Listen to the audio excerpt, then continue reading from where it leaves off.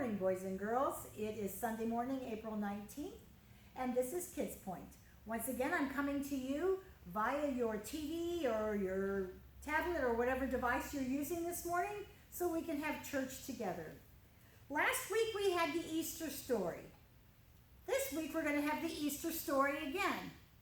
You might be thinking, well, isn't that strange? Why would we do the Easter story twice? I'll tell you why. Because we only did part of the Easter story last week. You might think we did the whole thing, but there's more. The really, really exciting more. So we're going to start today with some paper. If you have a sheet of paper handy, go ahead and grab it. If you don't, you can hop up now and get one. It doesn't have to be blank. I grabbed a blank paper. You can use a piece of notebook paper, whatever, construction paper, just something that you can write on. You're only going to need one side. So see what you can find.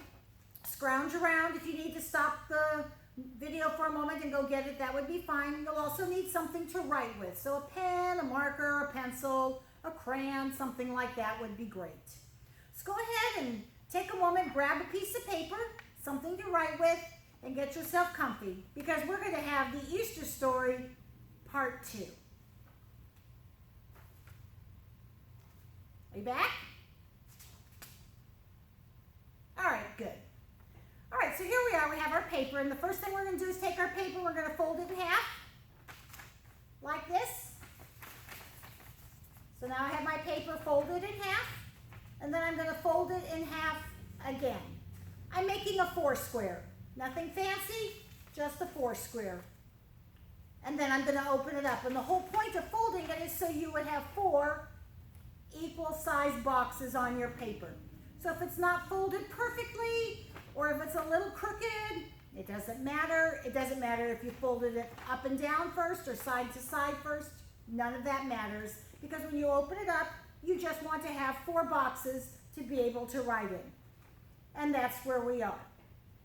Now because I want to make sure you can see what I'm writing, I made myself a great big old huge 4 square here for the board.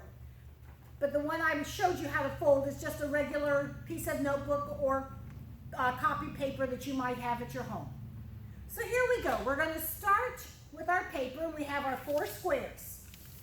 Before we do anything on the paper, though, we're going to start by putting a circle, smack dab in the middle.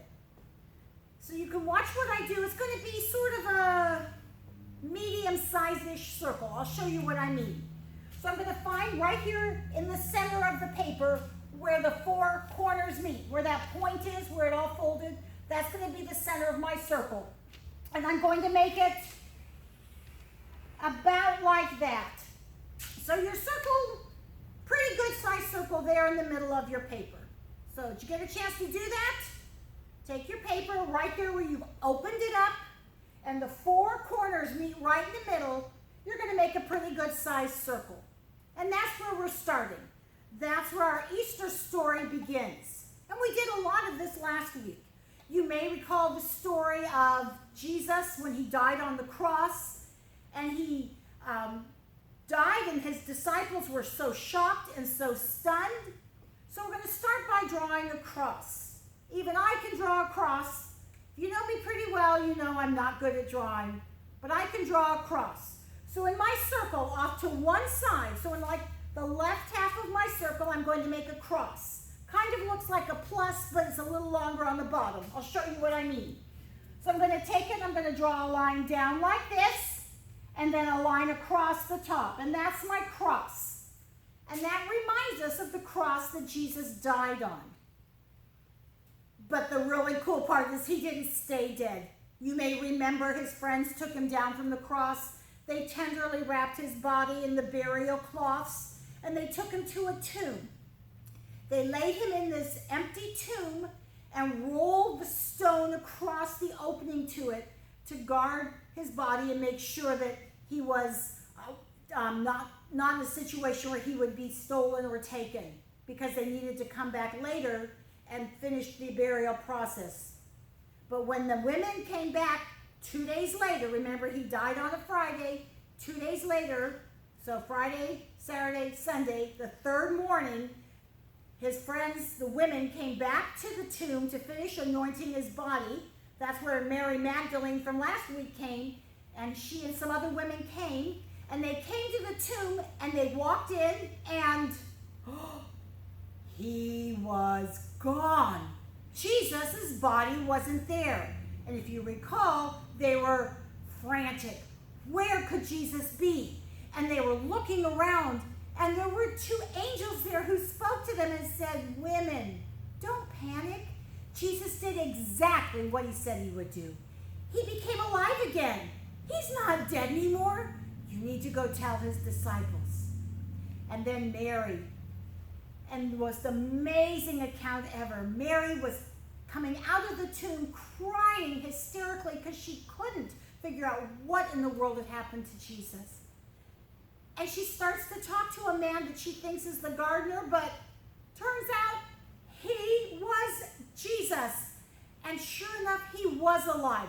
Just like the angels had said, just like he had told them before he died, Jesus was alive. So next to our cross, we're going to draw a tomb. Now here's where it gets tricky because you know how I can't draw. So follow me, I bet you can do this. A lot of you are going to do a lot better than I do, but here's how I'm going to draw my tomb.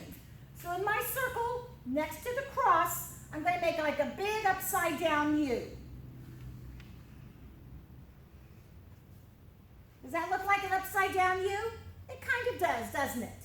And then I'm just going to pull it in a little bit at the bottom and make a lump, like a little teeny inside U. Now I know it's not perfect, but it reminds me of what the empty tomb might have looked like, because this is the cave and here's the opening. And then to remind me even a little more, I'm going to add the stone, the one that they moved. Who moved it away? The angels moved it away, you're right. The angels moved that stone away when Jesus rose from the dead. So I'm going to draw it next to the opening of the tomb or the cave to remind me of that part of the Easter story. So go ahead, take your pencil or your marker and do the same thing. I'm going to color it in just a little so you can see it's supposed to be the stone over the tomb. Well, I suspect that your tomb looks better than mine, but at least we get the idea. So here we have, this is our Easter story that we talked about last week, and this is the Easter story that we tend to think of as the whole thing. But wait, there's more. So we've already talked about the first part of the more, and the first part of that more to the Easter story was when Mary left the tomb. So I'm going to take my pen or pencil. If you have a different color, you can use it if you want to. I like to use color, so I grabbed this one's pink. I'm going to draw an arrow this way from the Easter story. There's my arrow, and that gets me to the next part of my story. We've already mentioned it a little bit. We talked about it last week. It's when Mary heard the angels tell her that Jesus was alive, and then she saw Jesus alive, and she just had to tell somebody. She couldn't keep it inside. She just went crazy, and she started running, and she had to tell Peter and John and all the disciples. So here's what we're going to do. This is our next picture. We're going to draw a picture of Mary. Remember, it doesn't have to be fancy, just enough to remind you what we're drawing a picture of. So I'm going to draw a picture of Mary. Are you ready? I know you're already laughing, aren't you? All right, here's Mary.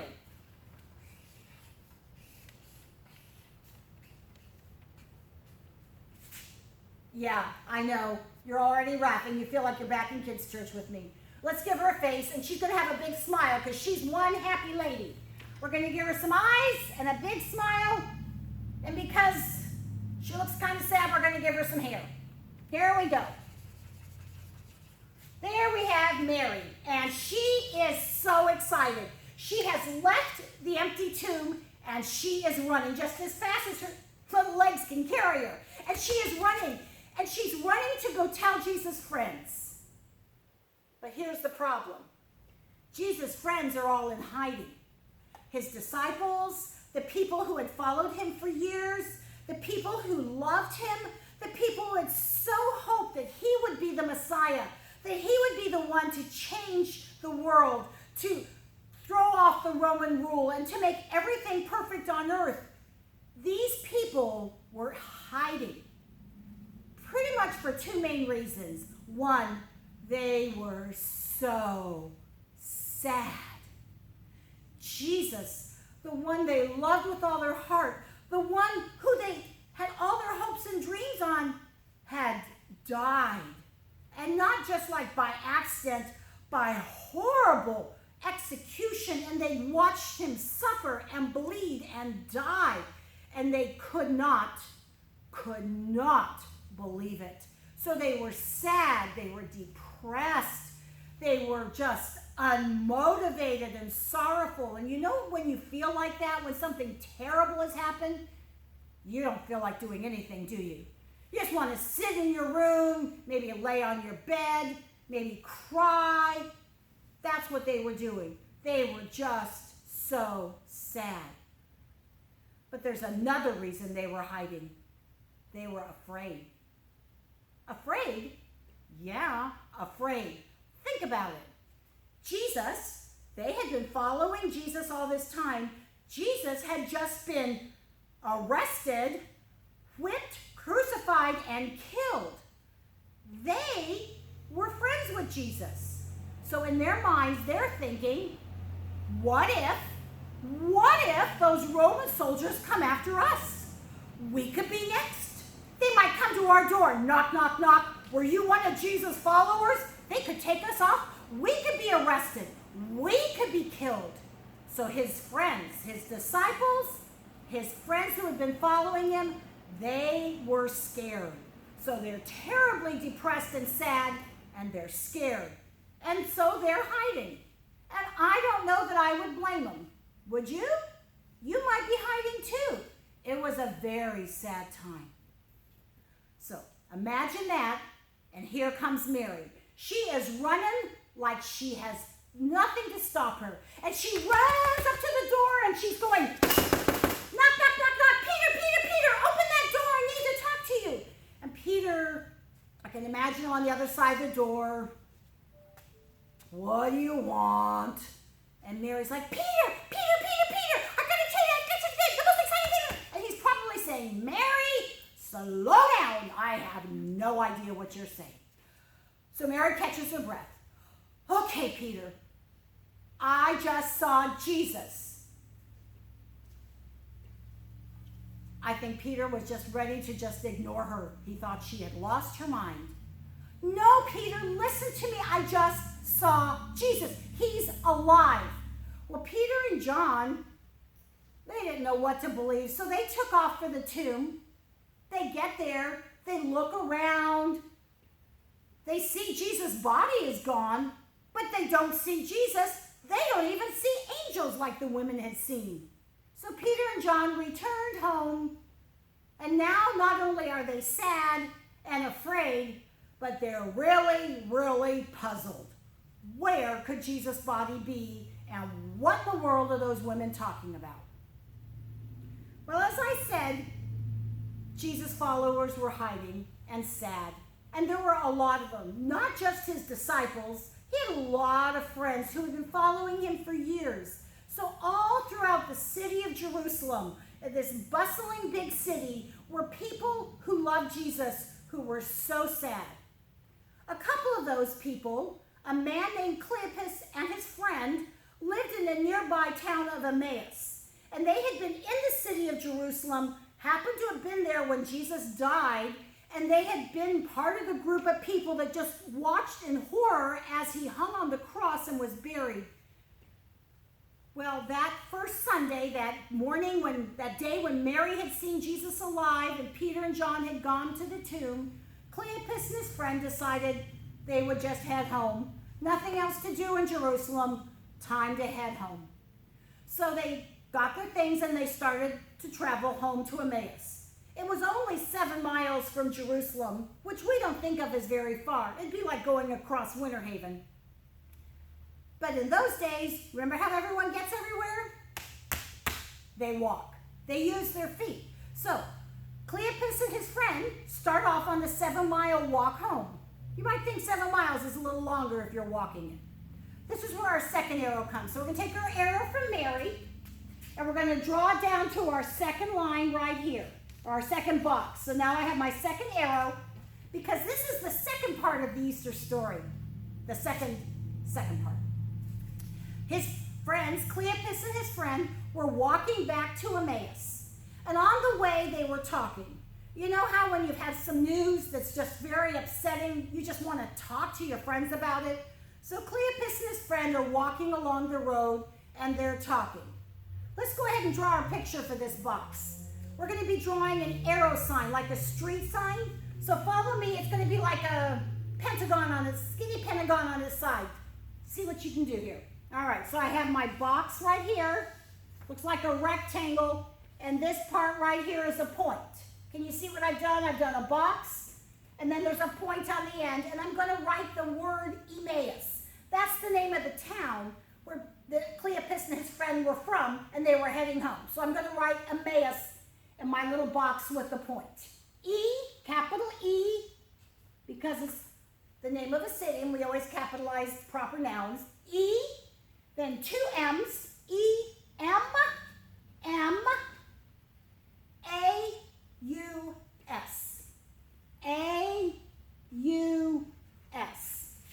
I don't know if that's big enough for you to see on your screen, so I'll say it one more time. Capital E, M, M, A, U, S. Now, since this is a street sign, it needs a post. So that's what we're going to do right down here. We're going to make a post. And here is our post. So here is a sign towards Emmaus. And that reminds us of these 2 men who are heading back to Emmaus. So they're walking along the road, talking. And I'm sure their conversation went something like this. Cleopas, can you believe what happened? And Cleopas says to his friend, no, I can't get over it. I have never been sadder in my whole life. But what's up with those women? I don't know. They say they saw Jesus. But Peter and John went back and he wasn't there. So I can only imagine the conversation these men are walking along, and their shoulders are probably dejected as they're scuffling along the road. They're so sad and, quite frankly, very confused. Well, as they're walking along, presently someone catches up with them and walks along with them. They hadn't heard him coming, but all of a sudden, someone's there. Well, hi. Hi, he says. And they said, well, hi. He says, what you talking about? I love this part of the Bible. They look at this man who joins them on the road and says, where have you been? As though to say, have you been living under a rock for the last 3 days? And this man says, tell me, what's going on? So Cleopas and his friend tell this stranger all the things that went on. How Jesus, who they were trusting to be the rescuer from all their problems, was killed and buried. And now women have said he's alive, but no one can find him. And they were so confused. And the stranger listened and nodded his head as he walked along with them. And then he began to talk to Cleopas and the friend and started to say, well, didn't the Bible say? And he talked back about some of the prophecies about when Jesus the Messiah would come and what would happen. And they're nodding and talking, and they're having the most wonderful conversation as this stranger is sharing with them about some of the prophecies and the things in the Bible that talked about when Jesus would die and be raised again. What a wonderful way for these men to travel and pass the time the long way back to their home. As they got to their house, they're approaching their house, and the stranger acts as though he's going to keep going. So Cleopas and his friend, they kind of nudge each other, I think, probably said, hey, what do you think? Sure, absolutely. Hey, they said to the stranger, you want to stay in our house tonight? Have a hot meal, get some rest. You can go on in the morning. To us, that sounds so strange. There's no way in the world you would meet someone on the street and say, hey, come spend the night at my house. But things were different back then. In that culture, that was considered very normal and very kind to meet somebody and take care of them by offering them food and a place to stay. So they offered this stranger a meal and a warm bed for the night. And he said, sure, that sounds great. So they come on in the house, and I don't know what they had for dinner, but Cleopas Cleopas and his friends sit down at the table, and this stranger sits down with them, and they get ready to eat. And the stranger, this man who had walked with them from Jerusalem to Emmaus, said, "Do you mind if I pray over the food?" "Oh, go right ahead," they said. "That would be lovely." And this man prayed. And then he picked up the bread, because they had some bread on the table, and he broke it. Does that sound like when Jesus had his Last Supper with his disciples? It does. And it does for a very special reason. Because that stranger, that man who had walked with Cleopas and his friend, was none other than Jesus himself. Jesus had walked alongside them and told them all the scriptures about how he would be coming alive again. And they didn't realize it was Jesus until he prayed and spoke to his Father and broke the bread. And they opened their eyes. You know how you're supposed to have your eyes closed during prayer? I can just imagine they're listening to him pray, and when he talks to the Father and they realize this is Jesus, their eyes went boing! They popped open their eyes, their mouths went, oh! And just like that, Jesus was gone. He disappeared. Where did he go? He just disappeared. And Cleopas and his friend look at each other, and once they can catch their breath and close their mouths, they went, "Can you believe it? That was Jesus. I should have known. The way he was talking, the things he said, the way he explained. Oh my word." And now Cleopas and his friend, they can't stay home. They have to go. Do you remember? Mary couldn't keep it to herself. She had to go tell. Now, Cleopas and his friend, they can't keep it to themselves. They have to go tell. Who are they going to tell? Well, I'm sure they told their family in the house, but then they said, "Listen, we've got to go back to Jerusalem. We've got to tell the disciples that we've seen Jesus. We got to go." It didn't matter that it was late. It didn't matter that it was another 7 miles back to Jerusalem. None of that mattered to these two. They had to go tell. So just like Mary had to tell what she had seen and heard, Cleopas and his friend had to tell. That's where our next arrow comes in. So join me. We're going to take our arrow and we're going to draw it over this way. Our arrow is going to go into our third box. Now remember, all this is that very first day when Jesus rose from the dead. So in the morning, Mary sees him. In the late afternoon or so, the two men on the way from Jerusalem to Emmaus see him. They're running back and they are breathless. They've got to be tired. They've already been sad for 3 days. Then they ran all the way back to Jerusalem. And they get to the door. Knock, knock, knock, knock, knock, knock, knock, knock. Peter, James, Andrew, Thomas, open the door. And here come those same disciples again. They open the door. And the men from Emmaus like, "We've seen Jesus!" Ah! And they were so excited, and they couldn't talk enough about how he had walked with them and how he sat down and prayed with them and how Jesus just opened their eyes to help them understand everything. Something I did not mention, though. There were only 10 of Jesus' disciples there at that time. We don't know why there were only 10. But for some reason, Thomas was not there. You might remember from other times you've read in the Bible, Judas was no longer a disciple. He's the one who had betrayed Jesus, and he actually ended up killing himself because he was so upset with realizing what he had done. So that leaves 11 disciples. But there were only 10 in this room when the friends from Emmaus came back. So on our box here, I'm going to write 10, but I'm only going to write it on one side here. So watch what I do. You can do the same thing. We're going to make a 10 right here, and then I'm going to circle it. And you'll know why in just a minute. We have 10 disciples up there. They were having probably some sort of a committee meeting. What are we going to do about these women? Here they're talking all this nonsense. They're talking together, meeting, when all of a sudden the men from Emmaus show up at the door, beating on the door, and telling the same thing that the women had said, that Jesus was alive and they had seen him. And while they're talking and telling all about it, all of a sudden, Jesus shows up.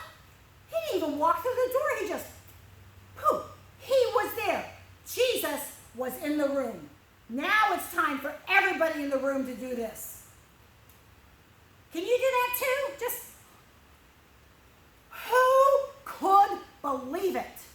Jesus shows up, and the feelings must have been crazy. Some of them probably cried. Some of them probably screamed. I don't know what I would have done. I think I just would have stood there with my eyes huge and not be able to say anything. And Jesus knew exactly what to say. He said the most amazing words. He said, peace. What a perfect thing to say. All of their life right now was scrambled. Everything had gone wrong. They were sad, they were scared, it didn't go the way they thought it would. Then they get reports, they didn't know what was going on, and Jesus says, peace. And then, because, and I'm no different, and I bet you anything you aren't either, Jesus said, I'm going to prove it to you. I'm going to show you who I am. And he held out his hands, and he showed them his feet. What do you think would be on those hands and feet? You're right.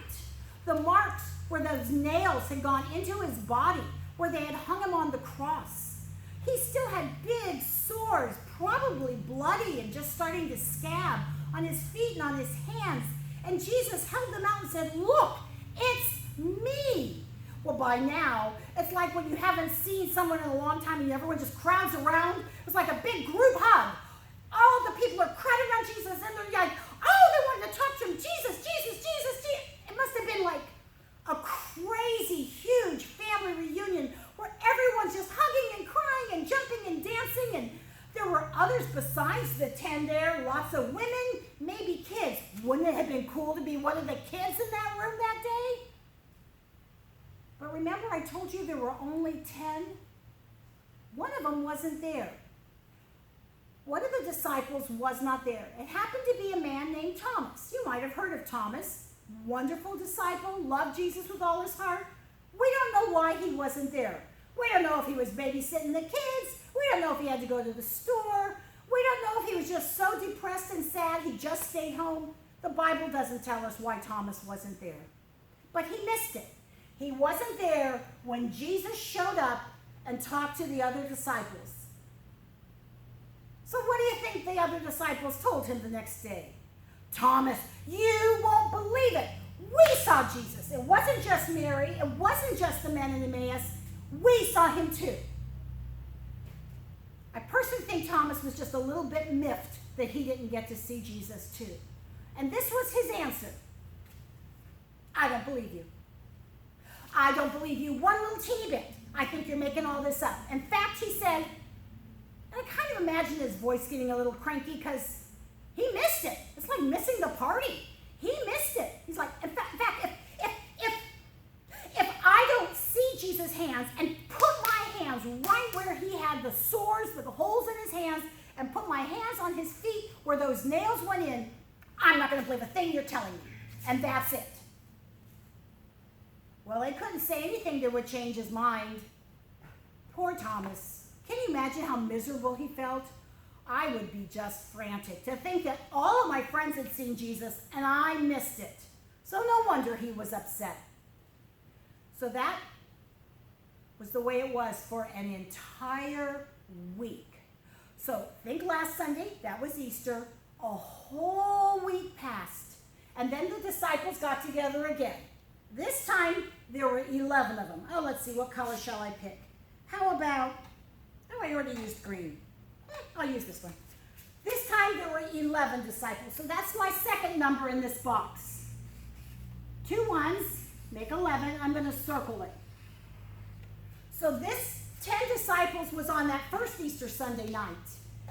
The next week, 1 week later, that next Sunday, all 11 of the disciples were together, including Thomas. Maybe they had a weekly get-together. Maybe they had a cookout. Maybe they just got together because they needed to spend time with each other.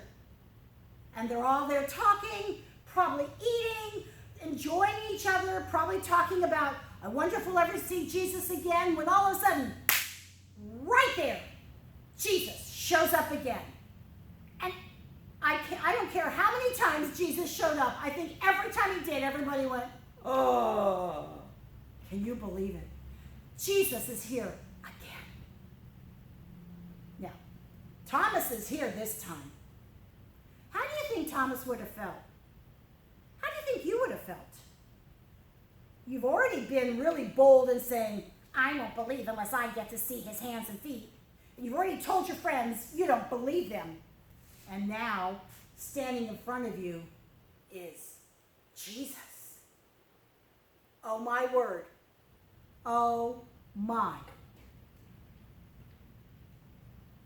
How do you think Jesus felt? Do you think he'd be mad at Thomas? Why didn't you believe me, Thomas? Do you think he laughed at Thomas? Ha ha ha ha ha, you were wrong. No. Jesus wasn't angry at him. He didn't make fun of him. He didn't think he was foolish. Jesus walked up to Thomas and said, Thomas, here, look, touch me. I'm here, and I love you. And Thomas, we're told, worshipped. When I think of Thomas worshiping, I don't think he just bowed his head and said, ooh, Jesus, that's really nice. I just imagine Thomas probably threw himself on the ground. It's like, oh, Jesus, I love you. Thank you. Thank you. And I imagine tears were pouring down his cheeks. I imagine everybody in the room was crying. Thomas had gotten to see Jesus. And the story doesn't stop there. You see, we still have one square left. So remember, Mary heard the news, and she couldn't wait to tell. The men from Emmaus heard the news, and they couldn't wait to tell. These 11 disciples and the friends and the others who heard, and Jesus showed up to other people. In fact, we're told he visited many people. He was seen by more than 500 people before he finally ascended into heaven. All those people couldn't wait to tell. All those people told the wonderful good news that Jesus was alive. But do you know what the next part of the Easter story is? Draw an arrow with me, if you will. Whoops. The next part of the Easter story is you and me. Because we've been told the story of Jesus. Somebody told you. Maybe it was me. Maybe it was your mom and dad. Maybe you heard it when you were a little kid in church. Maybe you've been reading the Bible. But you are the next part of the Easter story. So you see, the Easter story doesn't just happen on Easter Sunday. The Easter story happens every day, all throughout the year, as we tell other people. So in this last picture, you're going to draw a picture of you. And I'm going to draw a picture of me. So don't you draw a picture of me, because that would look silly. And we all know I can't draw. So here we go. I'm going to try to draw a picture of me. You're going to draw a picture of you in that last box. So far, so good. Those are my glasses. I'm smiling. I've got hair. And there we go. That's me. You're laughing. I know you're laughing. I can almost hear you through the camera. Okay, get it over with. Laugh, laugh, laugh. Very good. So this is your picture of you. This is my picture of me, because now it's my turn to continue the Easter story. So I'm going to make one more arrow, and this arrow is going to, well, actually I'm going to make lots of arrows, because I'm going to be sharing the story of Jesus with the people in my life. I'm going to let people know, I'm going to spend my whole life letting people know about Jesus, that he loves them, that he cares for them, that he died for them, and that he is making a home in heaven for everyone who trusts in him. Now, you have made your story on your paper. I want you to practice telling that story to someone, maybe someone in your family. Maybe ask your mom or dad or brother or sister or a neighbor when you're allowed to get out and talk to friends. Ask if you can practice telling this story of Jesus. You already have it written right here. When he died and when he rose again, when Mary heard the good news, when the men from Emmaus heard the good news, when the disciples heard the good news, and then you're sharing the good news that Jesus is alive. So boys and girls, let the Easter story keep living in you every day for the rest of your life. Thanks a lot. See you next week at Kids Point.